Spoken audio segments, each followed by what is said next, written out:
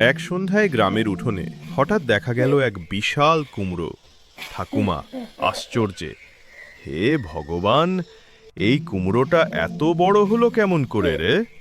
পটলা, ঠাকুমা, এটা বিরাট বড়। কুমড়োর ভেতরে কিন্তু ছিল দু পরিবার, এক পাশে ডাইনি, অন্য পাশে মামদভূত। ডাইনি ছেলে, আমার খেলনা গাড়ি ফিরিয়ে দাও। ভূত, না, এটা আমাদের রান্নাঘরের খেলনা না। ঠিক তখনই আকাশ থেকে এক ভুলোমনা জিনের ব্যাগ খুলে গেল। জিন হাসতে হাসতে, ওফ, আবার জাদুর গুঁড়ো পড়ে গেল নাকি?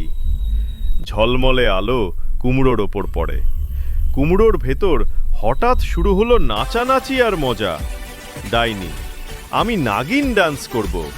ভূত, আমি ব্রেক ডান্স করব। হাসির শব্দ, তালি, হালকা কমেডি মিউজিক। ঠাকুমার অবাক ভাব। ঠাকুমা, ওই কুমড়োটা নাচছে রে পটলা। পটলা, মনে হচ্ছে ভূতেরা পার্টি করছে ঠাকুমা।